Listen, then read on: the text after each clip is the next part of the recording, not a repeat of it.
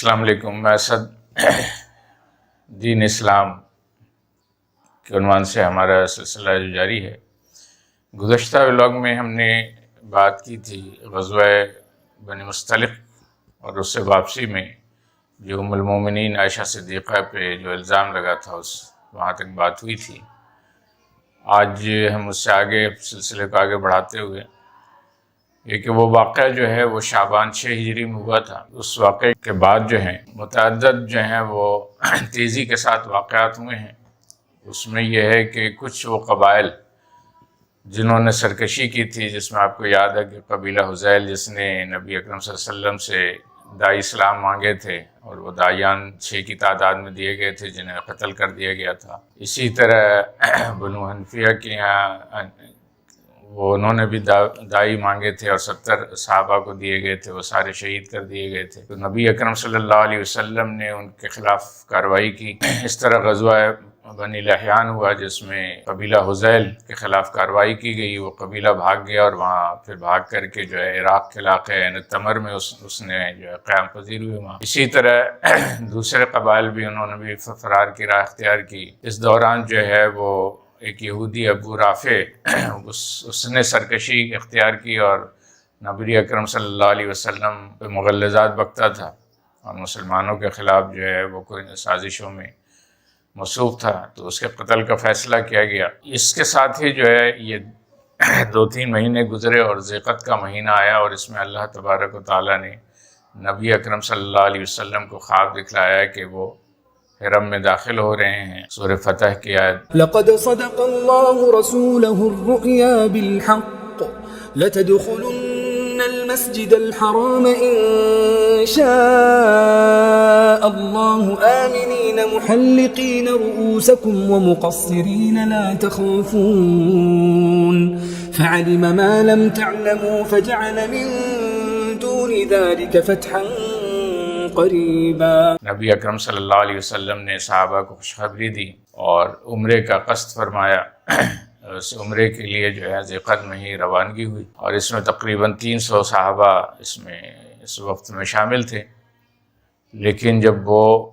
مکے کے قریب پہنچے تو اہل مکہ نے انہیں داخل نہیں ہونے دیا۔ مذاکرات کے لیے جو ہیں وہ حضرت عثمان بن عفان رضی اللہ تعالیٰ عنہ کو بھیجا گیا۔ وہ وہاں گئے اور انہیں وہاں بات چیت میں تھوڑی تاخیر ہوئی اور یہاں مسلمانوں میں یہ افواہ پھیل گئی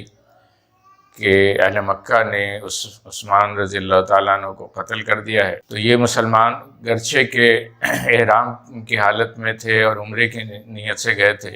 ان کے پاس کوئی جنگی صلاحیت یا جنگی تیاری نہیں تھی،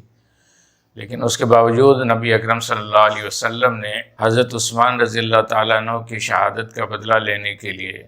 موت پہ صحابہ سے بیعت لی، جسے بیعت رضوان کہا جاتا ہے، اور یہ سورہ فتح میں ہی جو ہے اس کا ذکر ہے۔ لقد رضي الله عن المؤمنين إذ يبايعونك تحت الشجرة فعلم ما في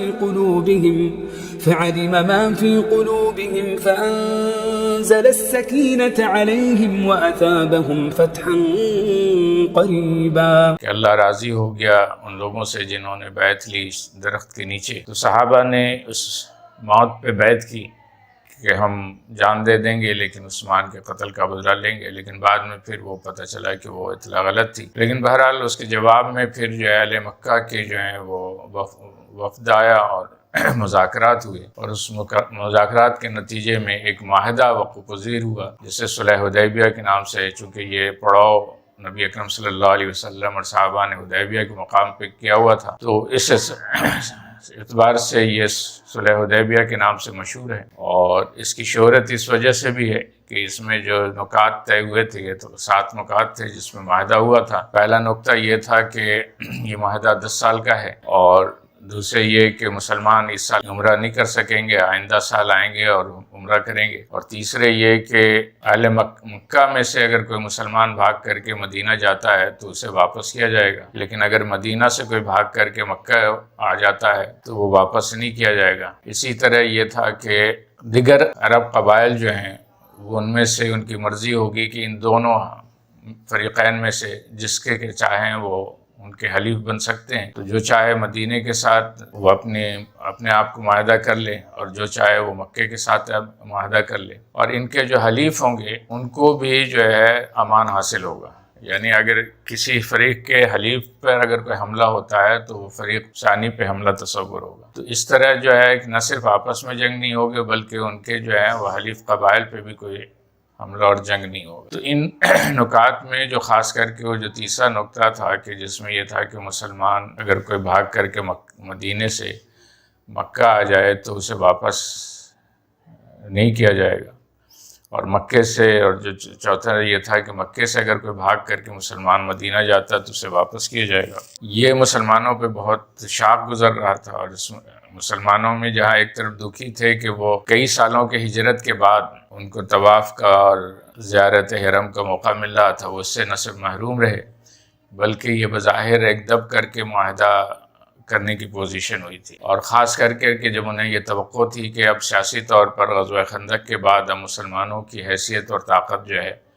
وہ قریش کے مقابلے میں زیادہ توانا ہے۔ لیکن وہ بنیادی طور پر ایک تو یہ تھا کہ یہ جو دب کر کے معاہدہ کرنا تھا یہ نبی اکرم صلی اللہ علیہ وسلم کی ایک سیاسی حکمت عملی تھی، کیونکہ آپ خود جو ہیں غزوہ احزاب کے بعد یہ فرما چکے تھے کہ اب قریش اور ان کے حواری کبھی بھی اب ہم پہ حملہ نہیں کر پائیں گے بلکہ ہم ان پہ حملہ کریں گے۔ تو اس سے نبی اکرم صلی اللہ علیہ وسلم کو اپنی سیاسی طاقت کا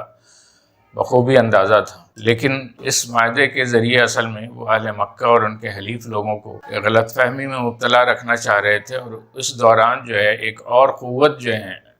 وہ مدینے کے شمال میں جمع ہو چکی تھی اور اس نے طاقت پکڑ لی تھی، اور وہ تھے خیبر کے یہود۔ تو نبی اکرم صلی اللہ علیہ وسلم نے اس معاہدے سے مہلت حاصل کر کے دو بڑے فائدے حاصل کیے۔ ایک تو یہ تھا کہ آئندہ ہدف خیبر کو بھی انہوں نے حاصل کرنا تھا، اور ساتھ ہی اب عرب کی زمین میں تقریباً دعوت پہنچ چکی تھی، اور بقیہ جو بھی اس سیاسی قوتیں تھیں جنہیں عرف میں اعراب کہا گیا ہے قرآن کی اصطلاح میں، ان سب کو اب زیر کر لینا نبی اکرم صلی اللہ علیہ وسلم کے لیے کوئی مشکل نہیں تھا۔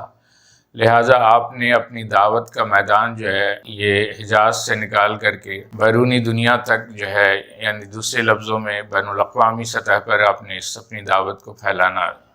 شروع کیا۔ اور جہاں تک یہ اس میں جو ہے وہ قیدیوں کے جو ہے واپسی کا معاملہ ہے، تو نبی اکرم صلی اللہ علیہ وسلم نے ایک جملے ہی میں کہ صحابہ کی تسلی کرا دی تھی کہ بے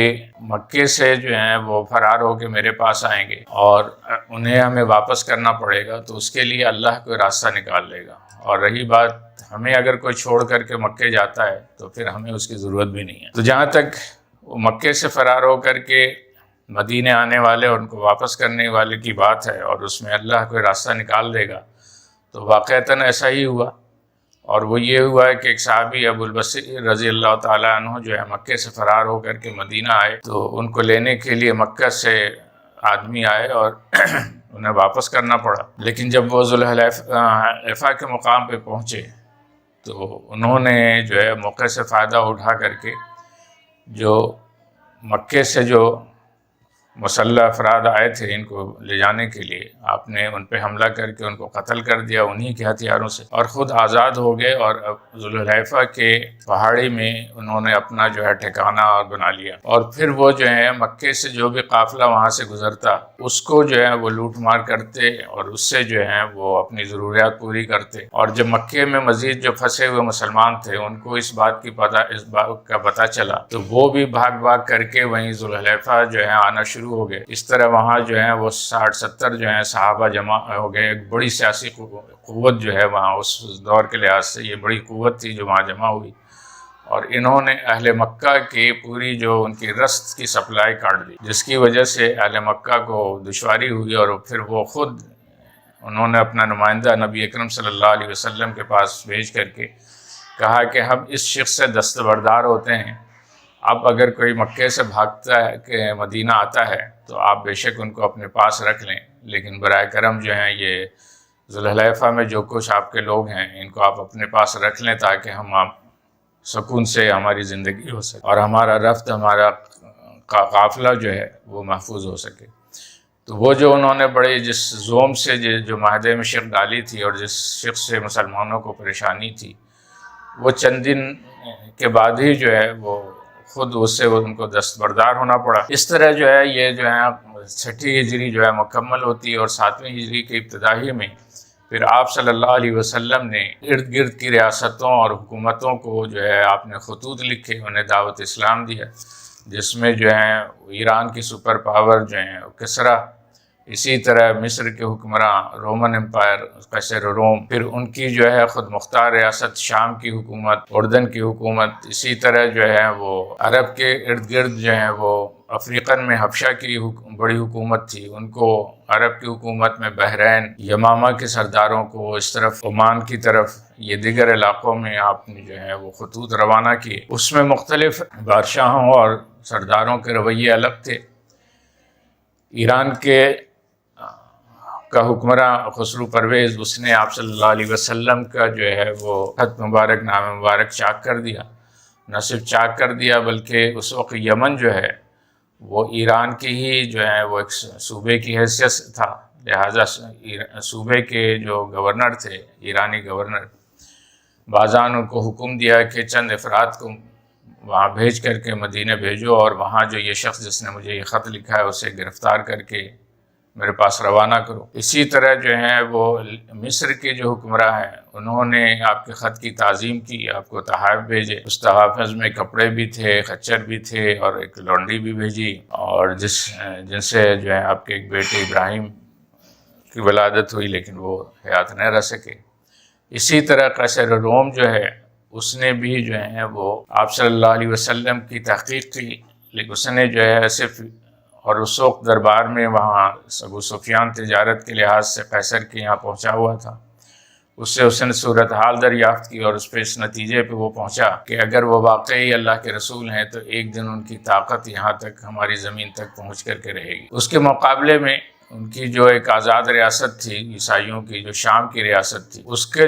جو گورنر تھا شرجیل، اس نے نبی اکرم صلی اللہ علیہ وسلم کے سفیر کو قتل کر دیا۔ اس کے نتیجے میں جو ہے وہ غزوہ موتہ، جنگ موتہ